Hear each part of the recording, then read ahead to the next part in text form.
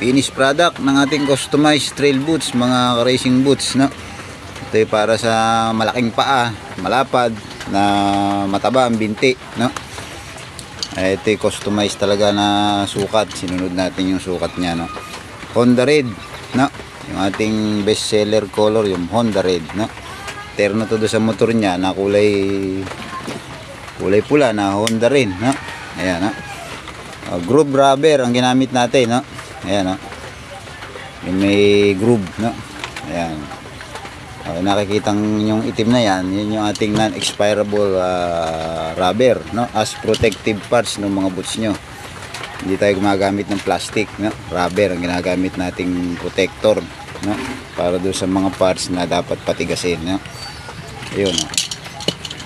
Yung puti na nakikita nyo, saka yung mga pula, genuine leather yan ang gamit natin, ano? Tapos yung ating big spike na may protector din para sa foot peg tsaka sa kickstart, nakatahi siya.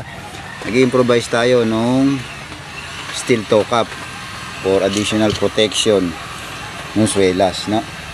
Ayan, nakaka quick side release lock tayo na mga ka-racing boots, adjustable velcro straps na may quick side release para madaling isuot, madaling hubarin, no?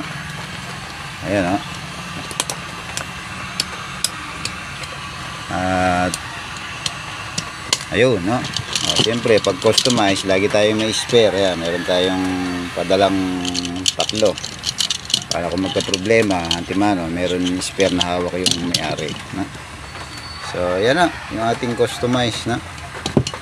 Ito yung pinagawa sa atin ng customer natin galing sa Taguig, no? Walk-in client, no? Na sinukatan natin dito sa shop, no? Wala ko siyang logo, ayaw niya ng logo, no? Plain lang, no? Ayan, no?